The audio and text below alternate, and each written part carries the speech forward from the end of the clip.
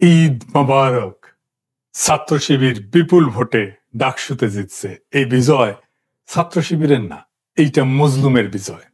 আমি 20 আগস্ট লিখছিলাম গত মাসে, ডাকসু নির্বাচন নিয়ে আমার প্রেডিকশন বলি, ছাত্র শিবির ভিপি জিএস সহ বেশিরভাগ আসনেই জিতবে। হলগুলোতে কিছু আসন ভাগাভাগি হবে। শিবিরের বিজয় হবে ফেনোমেনাল, ভোটের তফাৎ হবে প্রচুর। এই নির্বাচন শেষ পর্যন্ত বাঙ্গু সেকুলার এস্টাবলিশমেন্ট হইতে দেবে কিনা এটা দুশ্চিন্তা। খুব খারাপ কিছু ঘটায় নির্বাচন স্থগিত করে দিতে পারে। বিশেষ করে বামেরা শেষ মুহূর্তে নির্বাচন বয়কট করতে পারে। একটা ইসলামপন্থী দল ফেয়ার নির্বাচনে জিতে আসবে, এর চাইতে বড় দুঃস্বপ্ন বাঙ্গু প্রগতিশীল বা ভারত বা পশ্চিমাদের নাই। কিন্তু ঠিকভাবে নির্বাচন হইলে এইটা ফলাফল হবে বাংলাদেশের রাজনীতিতে সুদূর প্রসারী। সেটা শুধু বাঙ্গু প্রগতিশীলরা না, সম্ভবত ইসলামপন্থীরাও ঠাউর করতে পারতেছে না। যা বলছিলাম তাই হয়েছে, তাই না? এই ফলাফল বাংলাদেশের সেকুলার এস্টাবলিশমেন্টের জন্য এক ভয়ানক দুঃসংবাদ। পুরা সেকুলার এস্টাবলিশমেন্ট কিন্তু দাঁড়াইছিল শিবিরের বিরুদ্ধে। শেষ রক্ষা হয় নাই। এখন আসেন আমরা দেখি এই ফলাফল আসলে কি বার্তা দিচ্ছে। বার্তা হইতেছে বাংলাদেশে ইন্ডিয়ান ন্যারেটিভ পুরোপুরি পরাস্ত হয়েছে। আলহামদুলিল্লাহ। বাংলাদেশে এই প্রজন্ম যতদিন থাকবে ততদিন ইন্ডিয়ান ন্যারেটিভ আর মাথা তুলতে পারবে না। কিন্তু ছাত্র দলের পরাজয়কে অবশ্যম্ভাবী ছিল না। ছাত্রদল এই নির্বাচনে জিতে যাইতে পারত, ডাকসু তাদেরই হইতো। হয় নাই কারণ তাদের নির্বুদ্ধিতা, রাজনৈতিক অপরিপক্কতা এবং বেকুবের মতো আত্মবিশ্বাসের কারণে তাদের এই ভরাডুবি। বিএনপির এই ভরাডুবির পেছনে আছে বিএনপির কান্ধে চেপে বসা কিছু রাজনীতির জ্ঞানহীন মানুষ, অপদার্থ মানুষ। আমি একসময় দেখাইছিলাম, আজ আর তাদের ক্ষমা দেখায় পরিচিত করে দিতে চাই না, এরা হাতে ধরে বিএনপিকে গাড্ডায় ফেলছে। তাও একজনকে দেখেন কইছিল শিবিরের ভরাডুবি হবে, তৃতীয় বা চতুর্থ হবে শিবির। এরা হইতেছে পলিটিক্যাল অ্যানালিস্ট, বিএনপির বুদ্ধিজীবী। ভাবেন তাইলে কি অবস্থা বিএনপির। নাই বনে শিয়াল রাজা। এরাই বলছিল ছাত্রীদের হলে শিবির জিতবে না, জিতছে তো বটেই। রোকেয়া হলে সাদিক কালামের নাম ঘোষণা হইলে কেমন আনন্দে উল্লাস করে উঠছে ছাত্রীরা, দেখে।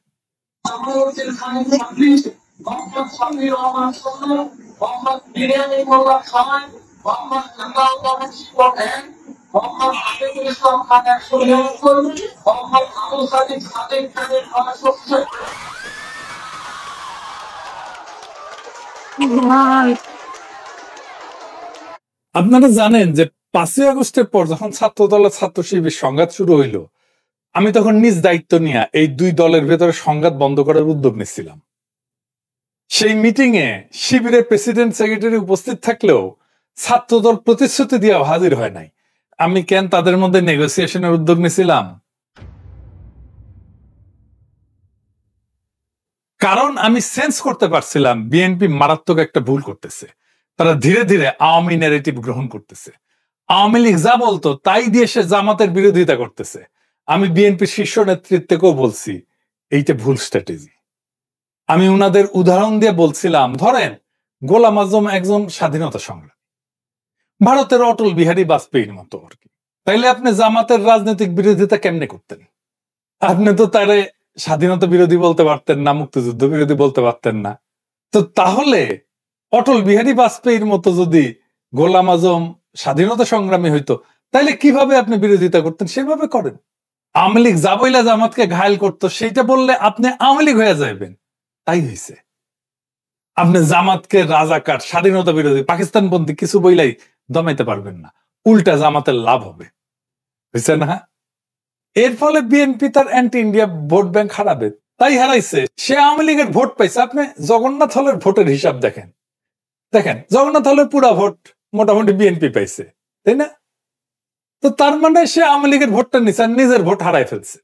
আর জামাত কি করছে, যে anti India vote bank intact রেখে সেকুলার ভোট টানার কৌশল নিতে পারছে। বিএনপি যতবার মুক্তিযুদ্ধ 1971 এই বলে জামাত শিবিরকে আক্রমণ করবে, ততবার জামাতের অ্যান্টি ইন্ডিয়া ভোট আরো বাড়বে। জামাত যে বাংলাদেশে অ্যান্টি ইন্ডিয়া রাজনীতির সবচেয়ে বড় কামেল এজেন্সি, এটা বেশি স্ট্যাবলিশ হবে। বাংলাদেশের প্রধান দ্বন্দ্ব বিএনপি ধরতে পারে নাই। প্রধান দ্বন্দ্ব নিয়ে আমি অনেকবার বলছি। আমি এই বিষয়ে বলছিলাম যে বিএনপির এই আওয়ামী মুক্তিযুদ্ধের রাজনীতি পরাজিত হবে। আমি বলছিলাম শোনেন এডিটর সাহেব, একটু শোনায় দেন আমার আগের ইয়ে থেকে, দ্বন্দ্বটা আবার শুনলে আবার মনে হবে যে কি বলছিলাম। শোনান এডিটর সাহেব। একটা সমাজে নানা রকম দ্বন্দ্ব থাকে। একটা নদীতে যেমন নানা ধরনের স্রোত থাকে, একটা না অনেকগুলো স্রোত থাকে, ছোট বড় মাঝারি, তেমন সমাজেও থাকে। যেমন ধরেন আমাদের দেশে ধনী গরিবের একটা দ্বন্দ্ব আছে না, সেকুলার আর ধর্মবাদীর একটা দ্বন্দ্ব আছে না, ইংরেজি জানাদের সাথে বাংলা মিডিয়ামের দ্বন্দ্ব আছে না, শহর আর গ্রামের দ্বন্দ্ব আছে না? আছে। শহরের লোকেরা তো গ্রামের লোকদের তাচ্ছিল্য করে খ্যাট বলে, তাই না? বড় লোক আর গরিবের দ্বন্দ্ব আছে না? এইরকম অসংখ্য দ্বন্দ্ব পাইবেন দেশে। এই দ্বন্দ্বগুলোই রাজনীতি, কনফ্লিক্ট সিচুয়েশন, এটাই রাজনীতি। একটা পক্ষের সাথে আর একটা পক্ষের দ্বন্দ্ব, এই রাজনীতি, এটাই রাজনীতি। কিন্তু এর মধ্যে একটা প্রধান দ্বন্দ্ব থাকে, এক নাম্বার, সেটা খুঁজে বের করতে হয় কোনটা প্রধান দ্বন্দ্ব। এটাই পলিটিক্যাল ওয়ার্কারদের কাজ, এটাই রাজনৈতিক নেতাদের কাজ। আপনি ইতিহাসে তাকাইলে দেখবেন ব্রিটিশ আমলে প্রধান দ্বন্দ্ব কি ছিল? ব্রিটিশদের সাথে আমাদের দ্বন্দ্ব না, না তা না। প্রধান দ্বন্দ্ব ছিল জমিদার আর প্রজা। অসংখ্য কৃষক বিদ্রোহ হয়েছে, এর ফলশ্রুতিতে পাকিস্তানের জন্ম হয়েছে। ভারতের স্বাধীনতা আন্দোলন আর পাকিস্তান সৃষ্টি এক না, দুইটা আলাদা দ্বন্দ্বের ফল। পাকিস্তান আমলে দ্বন্দ্ব কি ছিল? বাঙালি আর অবাঙালিদের, তাই না? হাসিনা আমলে দ্বন্দ্ব কি ছিল? প্রধান দ্বন্দ্ব ভারতীয় আধিপত্যবাদের প্রত্যক্ষ সেবাদাসী ফ্যাসিস্ট হাসিনার সাথে বাংলাদেশের নাগরিকদের মুক্তির আকাঙ্ক্ষার দ্বন্দ্ব। দুই পক্ষ, হাসিনা অ্যান্টি হাসিনা। এখন হাসিনা নাই, কিন্তু সে প্রধান দ্বন্দ্ব আছে। ভারতীয় আধিপত্যবাদের প্রত্যক্ষ সেবাদাসী হয়েছেন আপনারা, বিএনপি। এখন আপনাদের সাথে বাংলাদেশের নাগরিকদের মুক্তির আকাঙ্ক্ষার দ্বন্দ্ব শুরু হয়েছে। এই লড়াই আপনারা পরাজিত হইবেন, অবশ্যই হইবেন। এটাই ইতিহাসের শিক্ষা। আজ হোক কাল হোক পরাজিত হইবে। ইন্ডিয়ান সালসা খাইয়া যারাই বাংলাদেশের রাজনীতি করতে আসবে ধ্বংস হইয়া যাবে, যেই আসুক, যত বড় দল আসুক। মাথাতে রেখেন, কামে দিবে।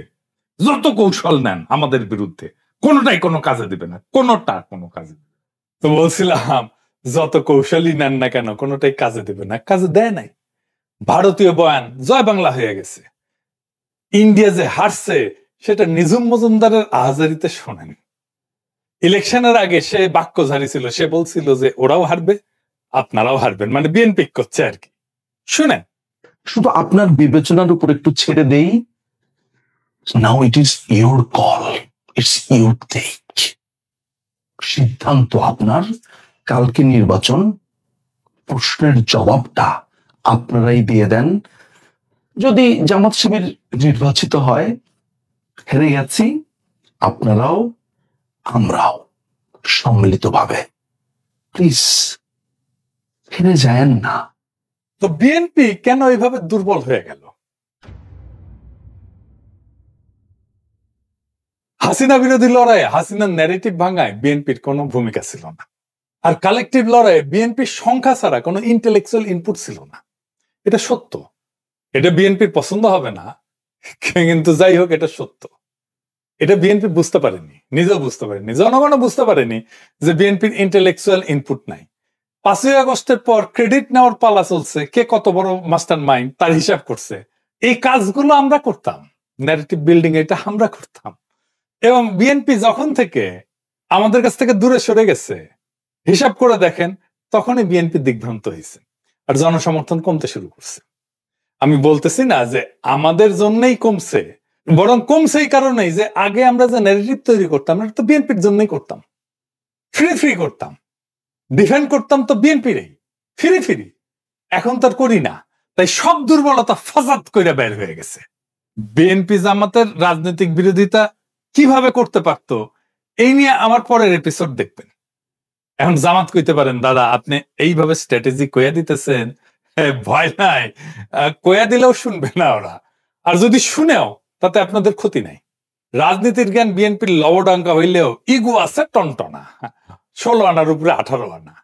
এখন প্রশ্ন হইল বিএনপি কেন এই রাজনৈতিক অবস্থান নিল? কারণ বিএনপি ডরাইতেছে যে ইসলামপন্থীরা ইমার্জ করছে, লীগ আর বামেরা না থাকলে সে এটা সামলাইতে পারবে না। তারা এটা বুঝাইছে ইন্ডিয়া, তাই লীগের ভোট তাদের লাগবে, কিন্তু সেটা নিতে গিয়া যে নিজের ভোট ব্যাংক দেউলিয়া হয়ে যায়, 10 জয় বাংলা হয়ে যাইতেছে, তার কোনো খেয়াল নাই। রাজনীতিতে পলিটিক্যাল এনিমি বা দুশ্মন সিলেক্ট করতে হয়। আওয়ামী লীগ বিএনপির দুশ্মনের মর্যাদাও দিতে চায় নাই। সে তার দুশ্মন বানাইছিল জাতীয় পার্টিকে, গৃহপালিত দুশ্মন আর কি। হাসিনা চলে যাওয়ার পরে বিএনপি চাইছিল প্রথমে যে আওয়ামী লীগ তার দুশ্মন হোক, সেই জন্য সে আওয়ামী লীগ নিষিদ্ধ চায়নি। আওয়ামী লীগ দল নিষিদ্ধ হওয়ার পরে সে চাইছে জাতীয় পার্টি তাদের দুশ্মন হোক, মানে বিরোধী দল হোক। এটাও ইন্ডিয়ার প্রেসক্রিপশন। তারা কখনোই চায় না জামাত বিরোধী দল হোক, এমনকি এনসিপি হোক। এখন নিজেরই বিরোধী দল হওয়া লাগবে। এখন শিবিরের এই বিজয়, ডাকসুতে বিজয় কি অর্থ বহন করে বা এটা কোথায় যাইতে পারে? এই ডাকসুই আগামী সরকারের ছায়া, যদি সে রাজনৈতিক দল ক্ষমতায় যাওয়ার জন্য তৈরি থাকে। 1971 ঠিক আগে আগে তোফায়েল আহমেদ জিতছিল, আসম আব্দুর রব জিতছিল ছাত্রলীগ থেকে। তারপরেই আসছে 71-এ মুজিবের ক্ষমতা নেওয়া। 1990-এ আমানুল্লাহ আমার খোকনের জেতা একই রকম। তাই এইবারে ডাকসুতে ছাত্র শিবিরের বিজয় এটাই বলতেছে আগামী জাতীয় নির্বাচনে বিএনপির বিজয় এখন অনিশ্চিত। এনসিপিও আর রাজনীতিতে জায়গা করে নিতে পারবে না। তবে ধরেন মুজাহিদুল ইসলাম সেলিমরাও জিতছিল ডাকসুতে, মাহমুদুর রহমান মান্নারাও জিতছিল, কিন্তু জাসদ বাসদ বা সিপিবি ক্ষমতায় গেছে, যায় নাই কেন? আর কখন এই ডাকসু আগামীর ক্ষমতার রাস্তা হয়ে ওঠে আর কখন হয় না, সেই হিসাবটা জানতে হবে। আপনি যদি এই বিজয়কে ক্ষমতা পর্যন্ত নিয়ে যেতে চান, প্রত্যেকটা পদক্ষেপ এখন হিসাব কইরা মাইপে ফেলতে হবে। আমি বিজয়ের আনন্দে আত্মহারা হইতে নিষেধ করছি, কারণ আগামী কাল থেকেই শত্রুরা বিপুল বিক্রমে ঝাঁপায় পড়বে আমাদের উপরে। প্রচুর টাকা পয়সা নিয়ে, বাজেট নিয়ে, পুরো সেকুলার স্ট্যাবলিশমেন্ট ঝাঁপায় পড়বে। প্রথম আলো, ডেইলি স্টার নিয়ে এই লড়াইটা জিততে হবে, আমরা এটা জিতবো। বাঙ্গুয়েলুট সেকুলার স্ট্যাবলিশমেন্ট জানে না আমরা কই দিয়া কেমনে চাপা মার দিব, কিন্তু আমরা দিব, এবং আমরা ওদের সাথে আগায় আসছি। ওরা চলে ডালে ডালে, আমরা চলি পাতায় পাতায়। ফাইনালি বিএনপি নেতা কর্মীদের বলি, এবার বুঝছেন তো ভাই, সবার উপরে এইটা ন্যারেটিভ তৈরির ক্ষমতা, এটাই আসল পাওয়ার। আমার কমেন্ট বক্সে এসে গালি দিয়ে আমারে নিয়ে ট্রল কইরা রাজনীতিতে গোল্লা খাইবেন বারে বারে। পলিটিক্যাল পাওয়ারটা তৈরি হয় মানুষের অন্তরের খবর জানার মধ্যে দিয়ে, আর তার ভিত্তিতে রাজনৈতিক কৌশল তৈরিতে। সংখ্যা এখানে কোনো মোটেই গুরুত্বপূর্ণ বিষয় না। আমি 1 জন 2 জন 3 জন 4 জন না 10 জন, আর আপনারা 1 কোটি কিনা কিচ্ছু যায় আসে না। আপনি 10 জনের কাছে হাইরা যাবেন। জাতীয় নির্বাচনে একই ঘটনা ঘটবে, তৈরি থাকেন। আজকের ডাকসু নির্বাচনের ফলাফল কোনো সাধারণ ঘটনা না, এটা এক নতুন ইতিহাসের সূচনা, এক নতুন দিগন্তের ইশারা। যারা মনে করছিল ইসলামপন্থীরা কেবল প্রান্তিক শক্তি, তাদের ধারণা ভেঙে চুরমার হয়ে গেছে। এই বিজয় প্রমাণ করছে সঠিক ন্যারেটিভ, সংগঠনের শক্তি আর জনগণের অন্তরের খোঁজ জানা, এই তিনের মিলনেই ভবিষ্যৎ লেখা হয়। বাংলাদেশের মাটিতে ভারতীয় আধিপত্যের বয়ান ধসে পড়ছে, সেকুলার এস্টাবলিশমেন্ট হতভম্ব হয়ে গেছে, কিন্তু এই লড়াই কেবল আজকের বিজয় উদযাপনের মধ্যে সীমাবদ্ধ না। এখন থেকে শুরু হবে আসল সংগ্রাম, ন্যারেটিভ ধরে রাখা, তা আরো বিস্তৃত করা, আর জাতীয় রাজনীতির ময়দানে এই বিজয়কে রূপান্তর করা। ইতিহাস সাক্ষী, ডাকসু কখনো কেবল বিশ্ববিদ্যালয়ের দেয়ালে আটকায় থাকে না, এটা পুরো জাতির রাজনীতির পূর্বাভাস হয়ে ওঠে। তাই এই বিজয় কেবল একটা সংগঠনের না, এটা একটা প্রজন্মের, একটা জনগণের, একটা আন্দোলনের, একটা বিপ্লবের জয়। আমাদের দায়িত্ব এখন দ্বিগুণ। শত্রুপক্ষ আসবে সর্বশক্তি নিয়ে, মিডিয়া তার অর্থবল নিয়ে, কিন্তু আমাদের হাতে আছে সেই শক্তি যা তাদের নাই, মানুষের অন্তরের খোঁজ জানা আর ন্যারেটিভ তৈরি করার ক্ষমতা। এটাই আসল শক্তি, এটাই আসল পুঁজি। তাই বলি, আজকের ডাকসুর বিজয়কে আগামীর বাংলাদেশের পথ চলার ভিত্তি কইরা গড়ে তুলতে হবে। আত্মতুষ্টিতে না, দৃঢ় কৌশলে আগায় যান। শত্রুর আঘাতকে ভয় না, বরং প্রেরণা বানান। কারণ এই প্রজন্ম প্রমাণ করে দিছে, বাংলাদেশের রাজনীতির আগামী দিনে আর কোন ভারতীয় বয়ান না, জয় হবে কেবল বাংলাদেশী নাগরিকদের মুক্তির বয়ানের। এই পথেই মুক্তি, এই পথেই ভবিষ্যৎ। ইনকিলাব জিন্দাবাদ।